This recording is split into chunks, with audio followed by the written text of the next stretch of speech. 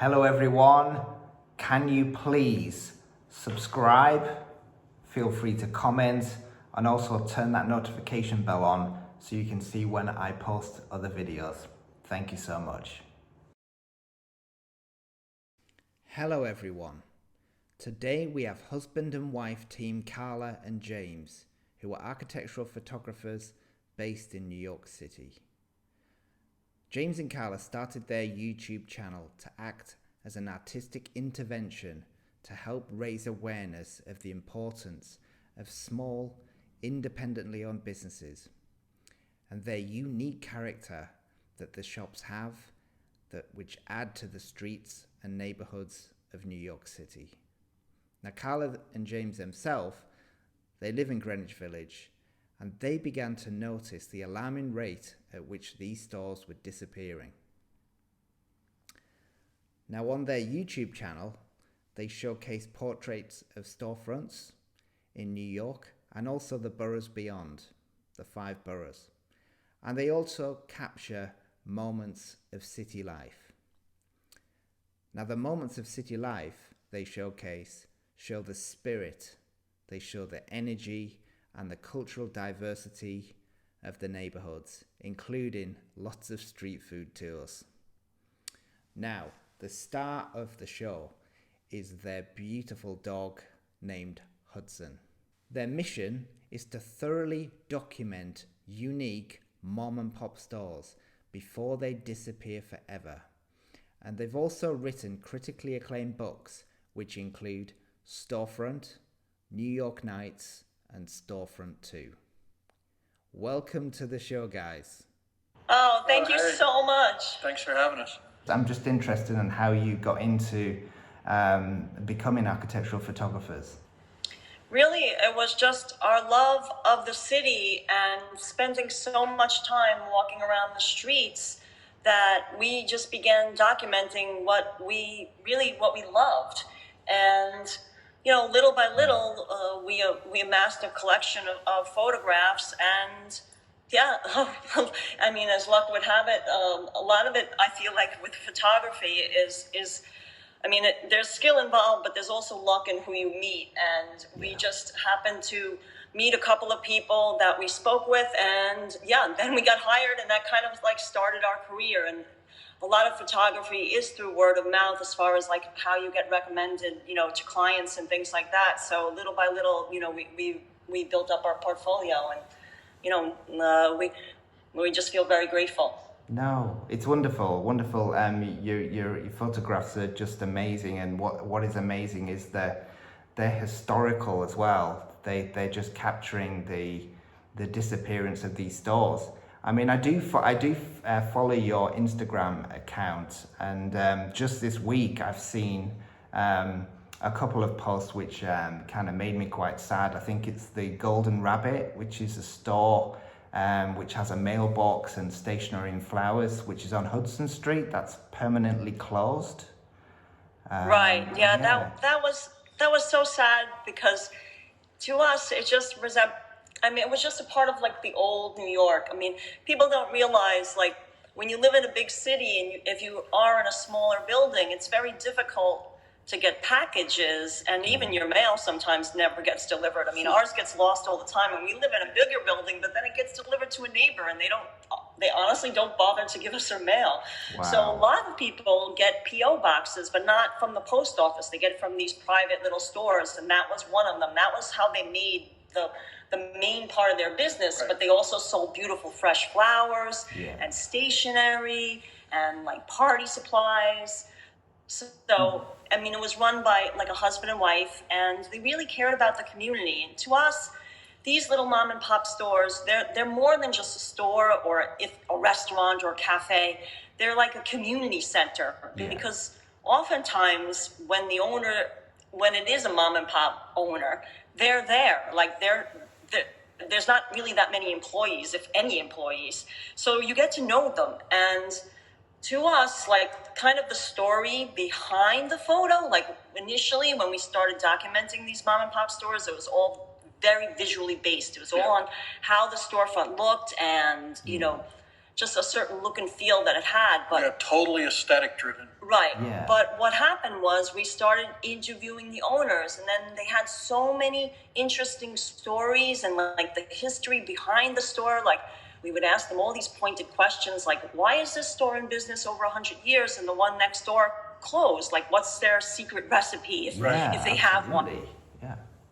Right. So it was really finding out that information, those stories to us that really, it drove us further. We're like, okay, we have to keep on documenting them. This is so important.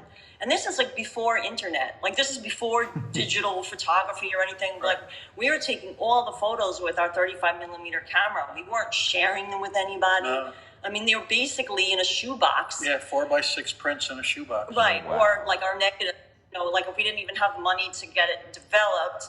I mean, usually we had this rule like, okay, it has to be worth it for us to even spend the money because, It's expensive. It is expensive, and we use color photography for the storefronts. So, I mean, that, adds to the expense a little bit, but I mean, it kind of had to be film worthy. So, a lot of the times, maybe we wouldn't even get it developed. We would just look at the negative and just be like, okay, yeah, when we get a chance, we'll print them out. But I mean, we had shoeboxes and shoeboxes, and then the negatives, like I would just, buy those plastic binders, and like, I mean, we had to buy a storage unit just to keep them all. And what have you done with these negatives? I mean, there must be some really amazing pictures of lost stores on there and buildings.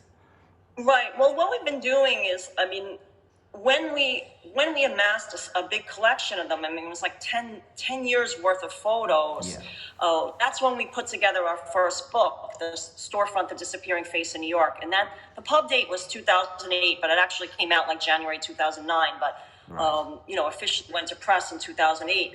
So we only could pick, I think there's 325 stores that are in that book, but we had thousands already by then.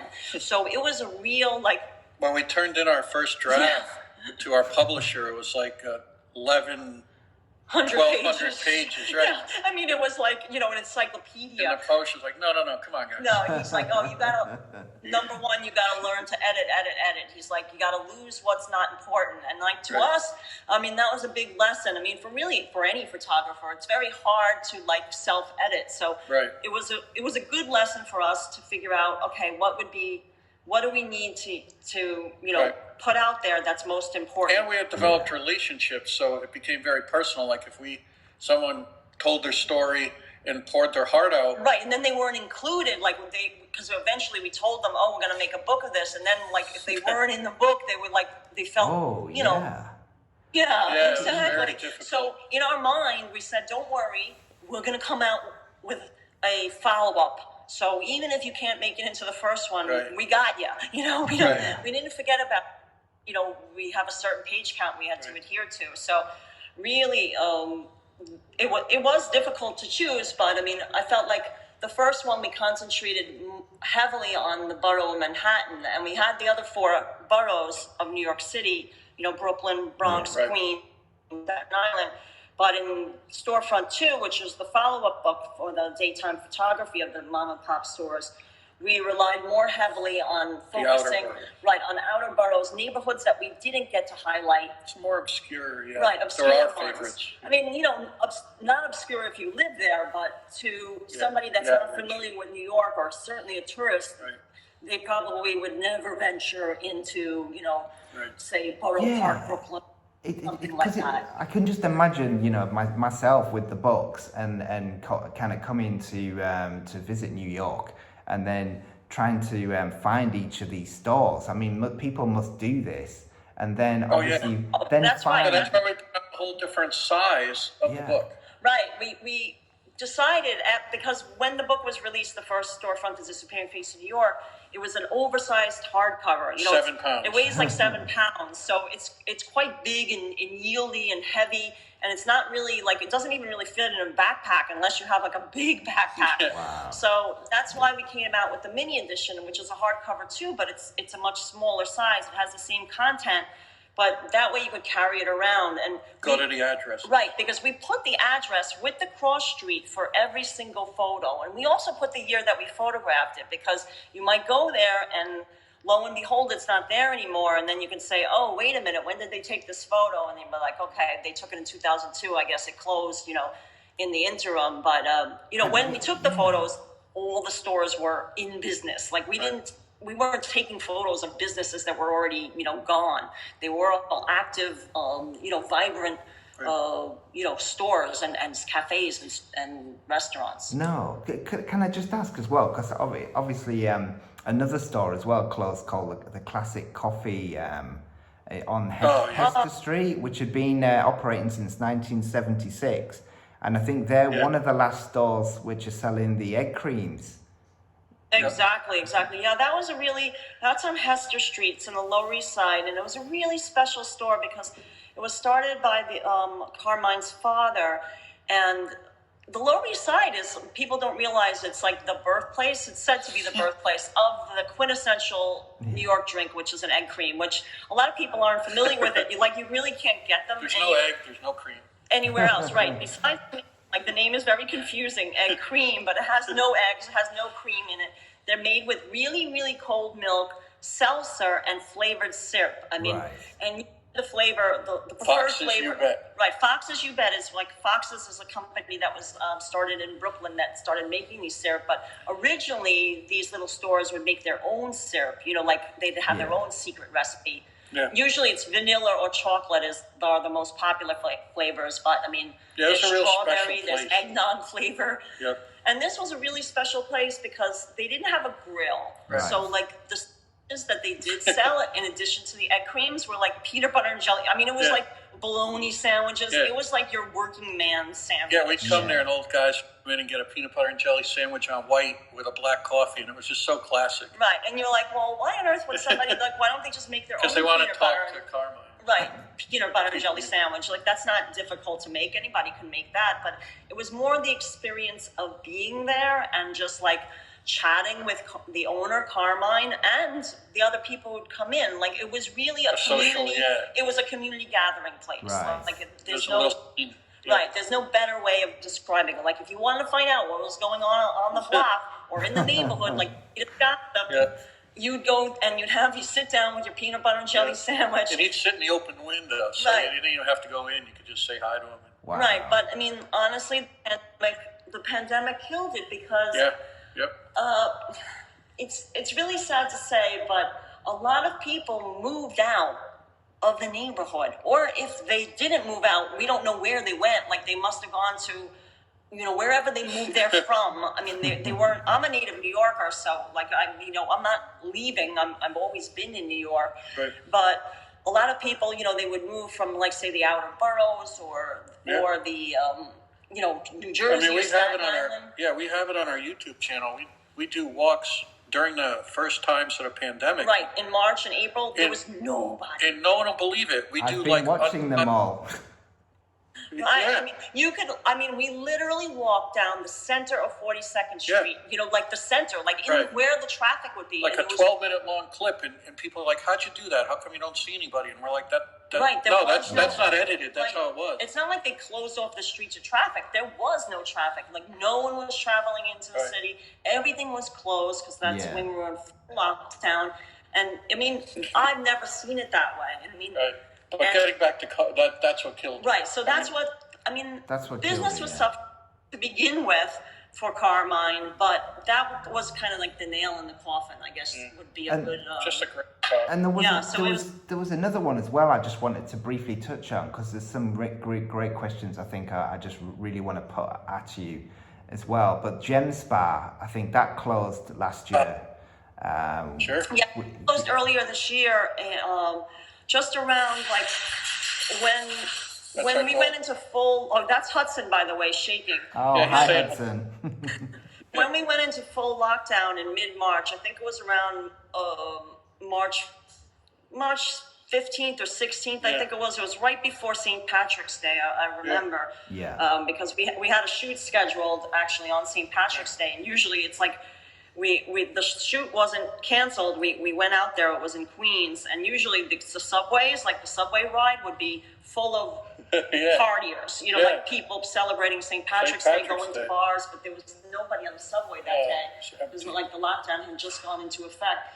But that, I mean, Gem Spot was struggling. They had issues with their rent being raised really high.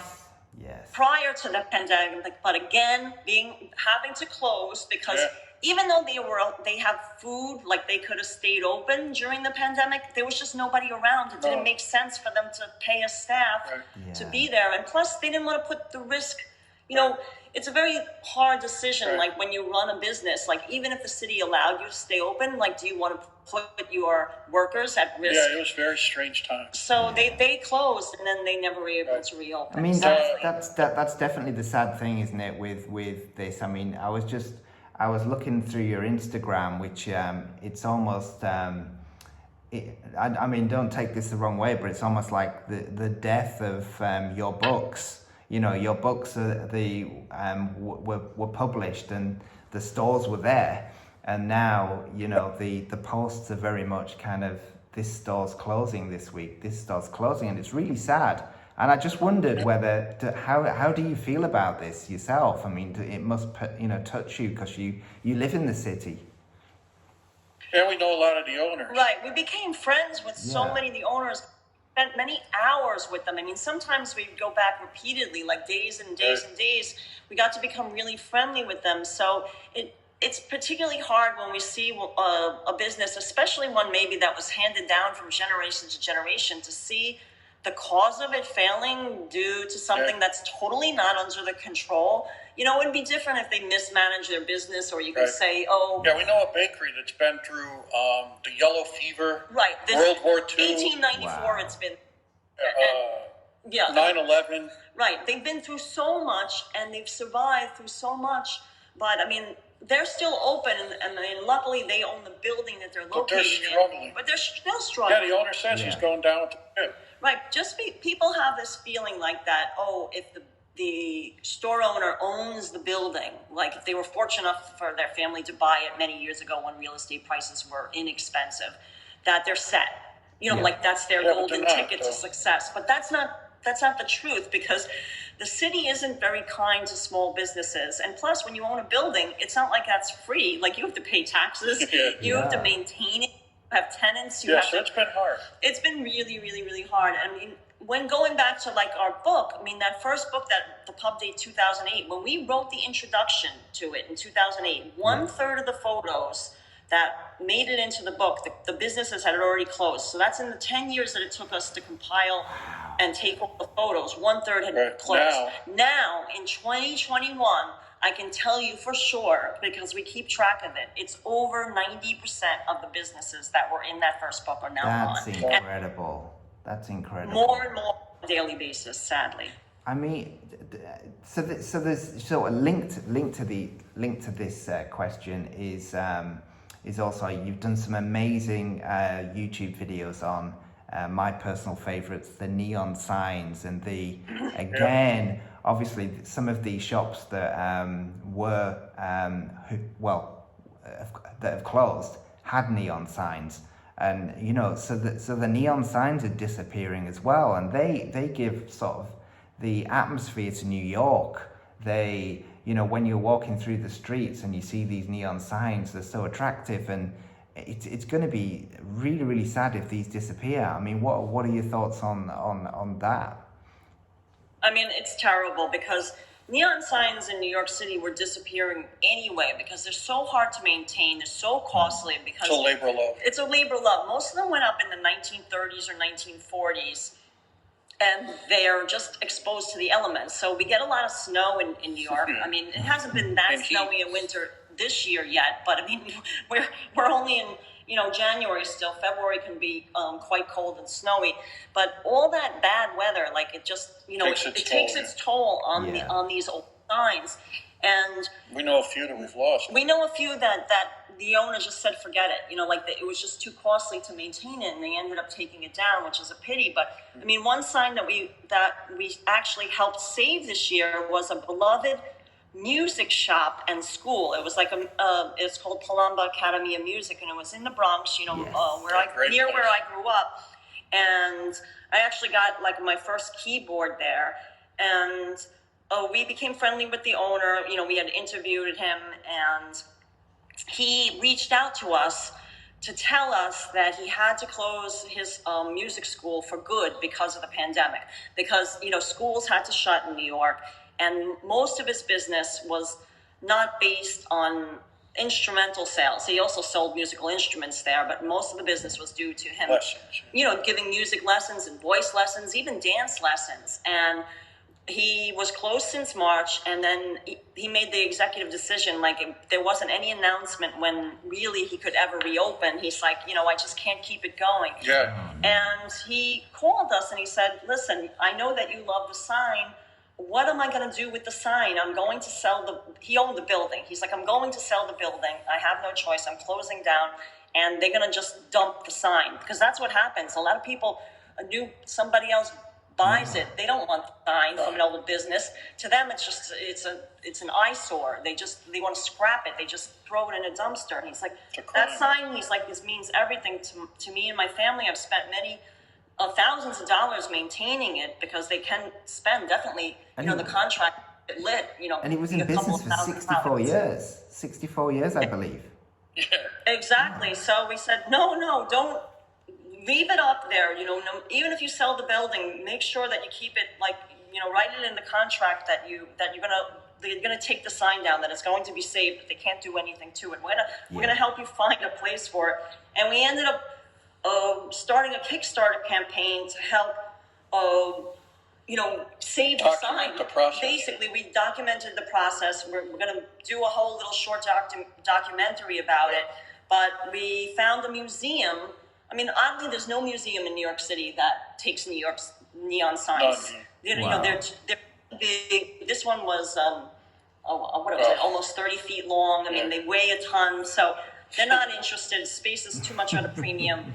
And we found one in Cincinnati, Ohio, so it had to travel, a long distance. Big undertaking. To find a home for it. It had to be taken down with a crane and go on a track and go on a trailer and be shipped across the country. But the good news is that at least it's saved for future generations. And then we're going to tell the story, because we interviewed the owner, and a lot of famous musicians actually got their start. Sure. And we've been gathering that information at this Palumba Academy of Music. Right. And it's really a fascinating story to tell. So, I mean, it's very, very personal to us. I mean, we're also working family of another business called Clover Delicatessen. I don't know if you remember seeing that on our Instagram page. Yes, that absolutely. Yes, I do. Yeah, that one has a gorgeous neon sign, because it wraps around the corner, and it's 2 colors.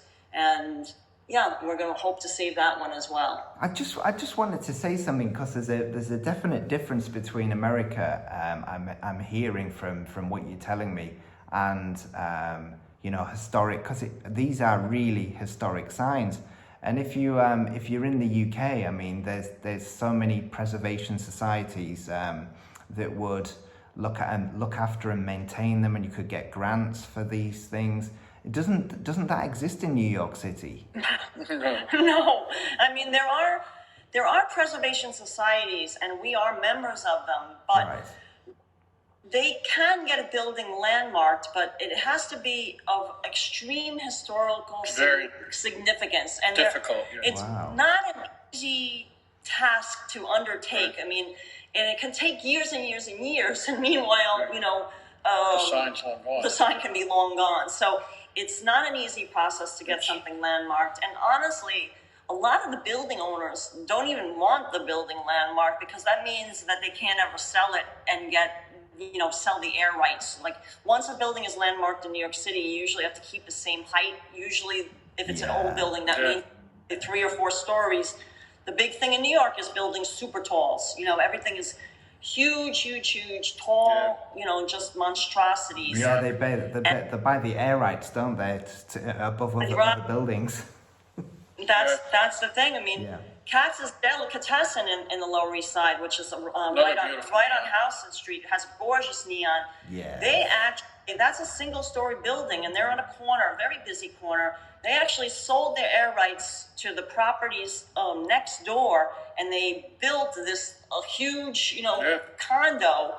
And I mean, they got a lot of money for their air rights. I mean, people were kind of upset saying that they're a sellout, but I mean, in our opinion, listen, They bought the building long ago. They survived through the neighborhood when nobody wanted to live on the Lower East Side. Yeah, no. I mean, the owner told us stories of traveling with one of his meat cleavers, that they used to cook when they get out at 4 with. a.m., yeah. Right, he would carry a meat cleaver. Right, just to get to his car to get out of there because it was an unsavory neighborhood. There was a lot of drugs, there was a lot of crime in the late 1970s and early 80s. Early 80s, yeah. And, in our opinion, listen, they toughed it out through that, so if they're reaping the benefits now of They're going to keep the store open. Right, and it'll keep the store open, let them It's sell such their a difficult, airlines.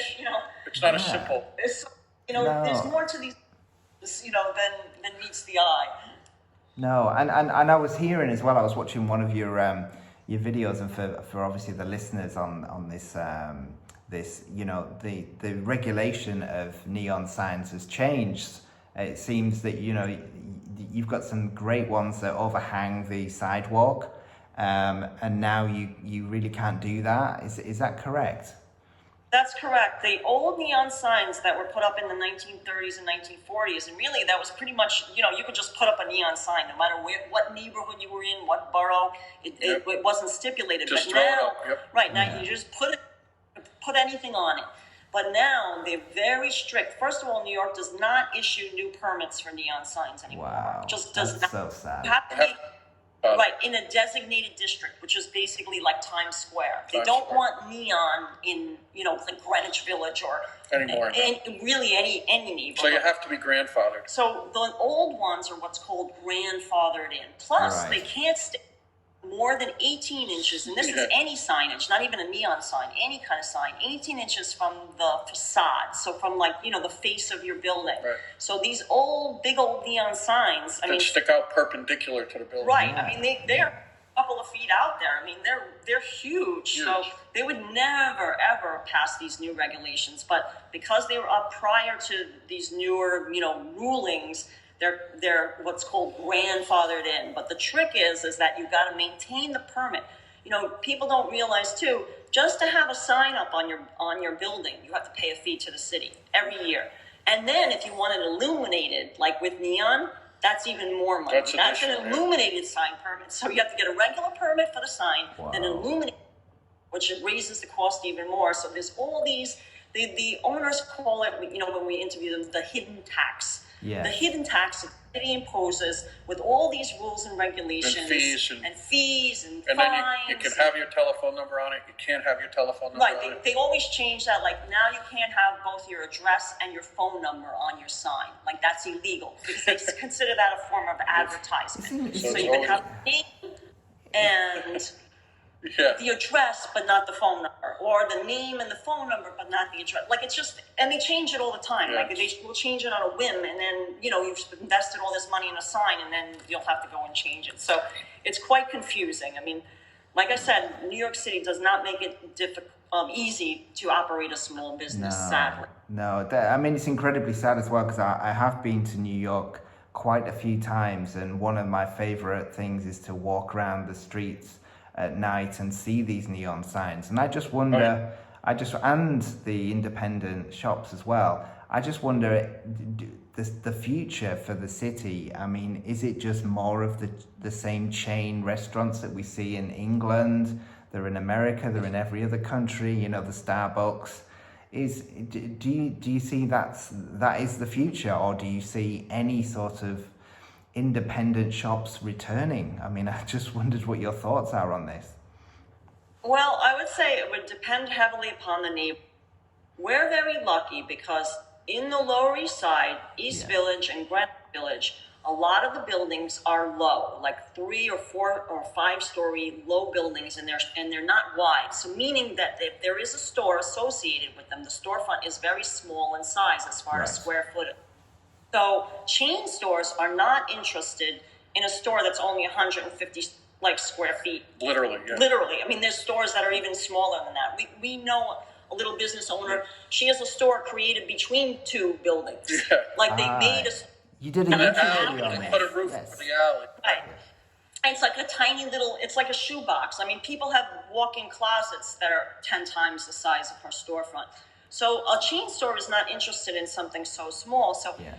In those neighborhoods, I feel like even though the pandemic is causing a lot of small businesses to fold, eventually there'll be something new that will take the spot over. And I feel like more often than not, it will be an independent store.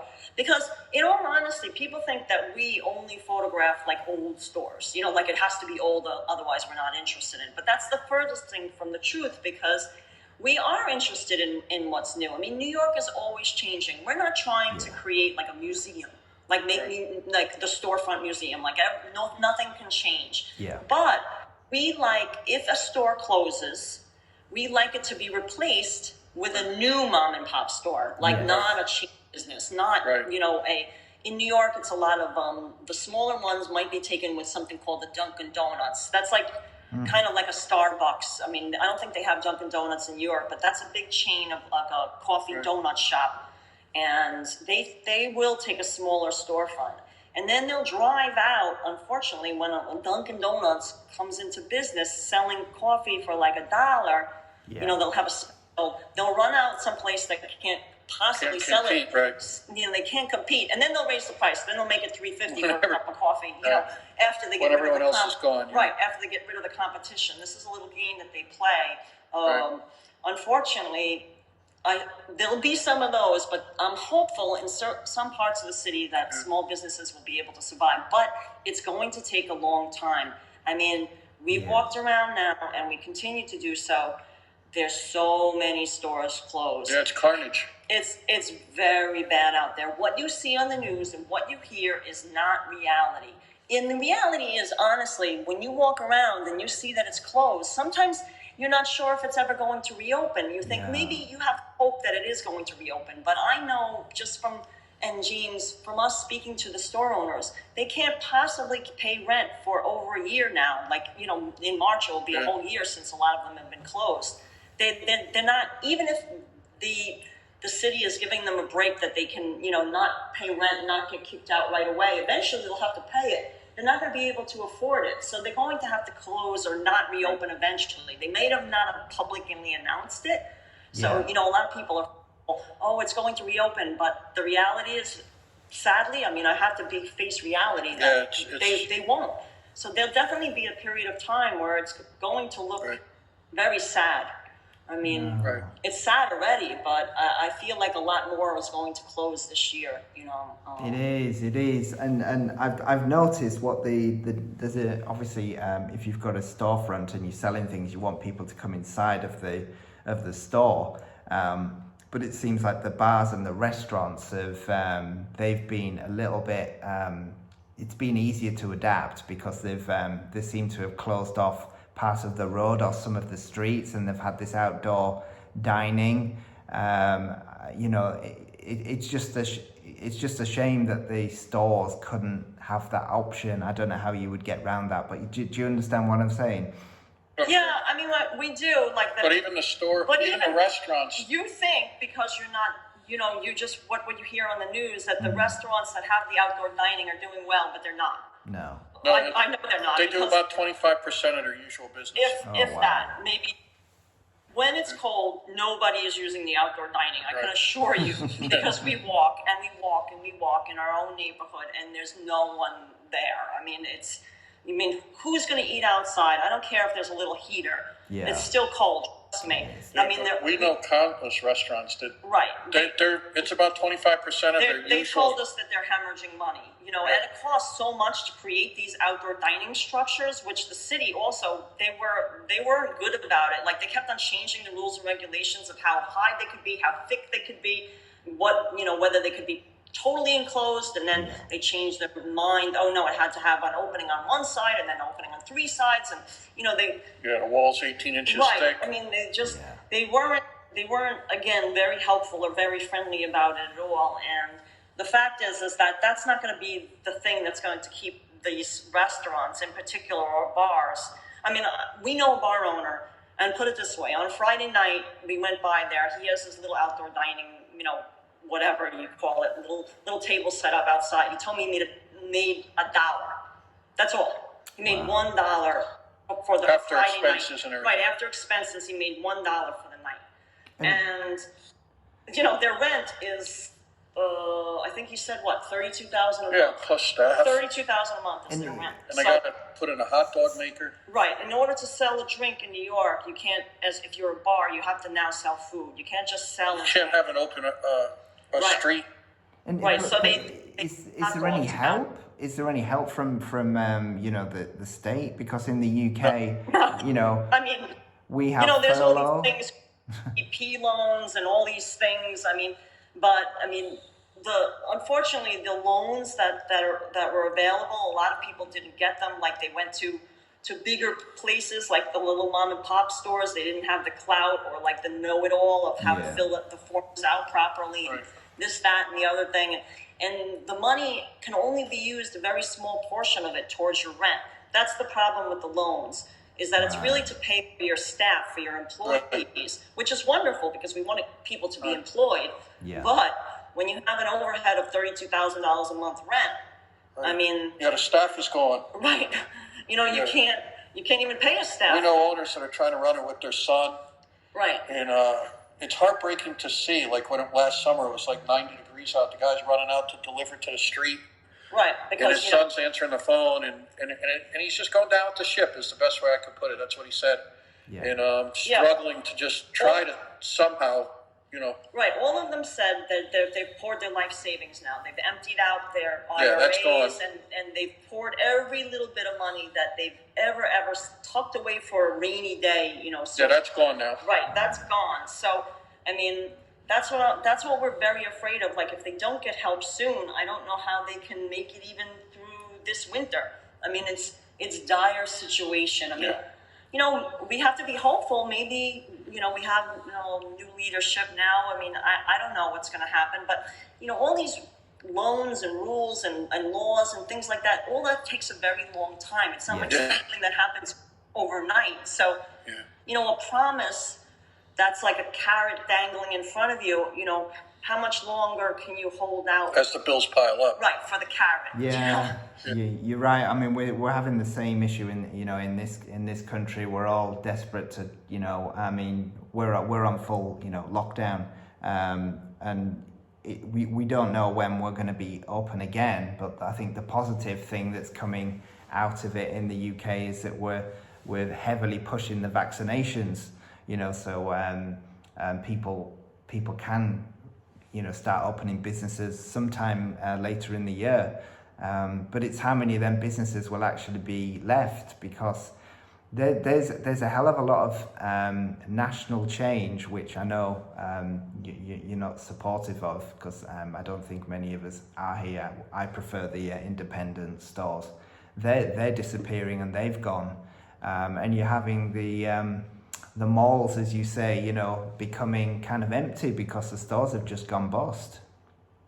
Right. Exactly. I mean, chain stores are closing in New York City as well. I mean, a lot of chain stores have left. I mean, maybe not their flagship store, but their They were the first to go. Honestly, they were the first to. They even took their signs down. I mean, like within a month. Not only did they have broken their lease, because they have good lawyers can break a lease. Yes. Whereas like a little pop store, they're not so savvy, like they don't know how to break a lease and like get off the hook for, thousands and thousands of dollars. So Yeah, they ripped down their sign and threw everything in a truck and they were out of there. right. I mean, we saw that. We saw Gap, like they were gone, and American Eagle. And Bunch of them, Victoria's Secret. Yeah, all these chains. If we can say that, I don't know. Right. If mention their specific names, but we saw them and we're like, oh wow, they're gone already. Like they're not even giving it a chance to reopen. I mean, this was like early. This was like by April. Like we were only shut down for like a month, and we're like, oh gosh, what do they know that we don't know? That's what you're thinking in the back of your mind. But yeah, we did a walk up 7th Avenue one night on YouTube, and it's carnage. Literally blocks and blocks and blocks of just empty shops. Around the theater district and around, I mean, is particularly, sad because the ripple effect, Right, the ripple effect of the theaters closing being Broadway. closed, right. Close all the little independent restaurants that thrived on the theater business, and the delis, even the street vendors, like your little guy that sells hot dogs. Yeah. There's no one walking around. There's no one to buy a hot dog anymore. I mean, we buy a hot dog. We buy a hot dog for Hudson. We try to support them. I mean, that's what we always do with with our YouTube channel, and we try to, like, we are what we preach. You know, we try to shop local, and just support these small businesses, because that's the bottom line. Whether rules and regulation and whether they get loans and help from the government, that's all beautiful and wonderful, and we hope for that. But the bottom line is they need the customers. They need the business. So even if you can't physically go there, whether you can buy a gift certificate or buy some merchandise online or something like that, we encourage people to support them now, because lamenting them later when they're already gone, that's not going to bring them back. It's important to support them now while we can, you know. No, and it's very evident if you follow your YouTube channel, where you're pretty much out there every day or two filming the streets of New York and showing all of these amazing places, and you know, I know you've got a big following online of people, you know, sat in their homes on, you know, in lockdown and watching you experience this. And I think, you know, a lot of people, once we can travel again and once we can come back to New York, will be seeking out these stores, and I just hope they're still there. You know, that's you know, I want to try and end on a positive note. Can I just ask you both separately? What do you know? New York has always bounced back. I think we're all aware of that. You know, it's been hit with many things. The last one obviously was 9/11. It always seems to bounce back. But do you really believe this time, after the coronavirus, which is probably going to last over a year now, what do you think the future holds for New York and the independent stores? Well, we are always positive by nature. So I definitely think that in many neighborhoods, it is possible for small businesses to bounce back, but it's going to take time. Like, we have to be realistic. It's not going to happen like overnight. It's not going to be like turn on the light switch and like, okay, everybody's back and everybody's, you know, doing great again. But like I said, the hope is that maybe these smaller stores that have a smaller footprint can, even if the business that's there now has to close, that maybe a new store takes over. Because the fact is that new people are always going to move to New York. New immigrants, I mean, it's a dream to like open a store in New York for a lot of people. And I think that still is a dream. And I think that's obtainable, especially now if the rents come down a little bit. You know, maybe we'll see a break in some of the commercial rent rates. And that's going to enable people that have dreamed of starting a new small business to take over the spaces that are now empty. So that's what I'm hopeful for. I really, truly believe that can happen. I mean, it definitely happened after 9/11. Downtown Manhattan was decimated. I mean, 9/11 was different because it was only affected a small part of New York City. It didn't. Nobody moved out of like Bronx or Queens or you know, Staten Island because of 9/11. It was only really Lower Manhattan in its immediate area. Yes. But Lower Manhattan did come back, so I believe it can. I mean, will more chain stores and things like that creep in? Probably, but there's a lot of, I feel like the sentiment now, and I feel like people like ourselves and other people have taken up the cause too, are really proponents of keeping these small businesses alive, and hopefully they see the value in them. Like, if they're not just a business, they're like we said, a community center. Yeah. And you know, we're hopeful for that. So yeah, I think there's definitely there's definitely a pot of gold at the end of the rainbow. It might be a very long journey, but we'll get there. Yeah. What about yourself, James? What do you think? Yeah, I think New York's chin up, chest out, defiance is going to shine through, and we'll be fine. You know, it's just going to take time. Exactly what Karla said. A lot longer than I think a lot of people imagine or understand. But oh yeah, we're going to be fine. Right. I mean, even downtown. I mean, we're not going anywhere. So. Right. I mean, there's a lot of people like us that are saying we're not going to leave just because like so many other people have left. Yeah. I mean, we might have to travel for work for a little while. I mean, and that's what we're doing right now. But I mean, that's okay. We can adapt, and Yep. we'll go where we can make some money, and then we return back home. That's all. Yeah. Well, you might want to consider London or Manchester, because I think a similar thing is happening there, and I don't know whether you've thought about doing that. Yeah, we've shot a lot on London. Yeah, The Golden Hind for fish and chips. Yeah, Marylebone, really. that was one of our favorite spots that we remember. There's so many. I feel like in the UK that maybe like you said, the government cares a little bit more about Right. preserving these lovely old stores, and we hope that can be something that will change in New York. That people generally will care a little bit more. Maybe this will be an eye opener. That maybe many have closed. They'll realize, we don't want it just to become a mall of America. Right. Because why come to New York City if it's just like I don't know.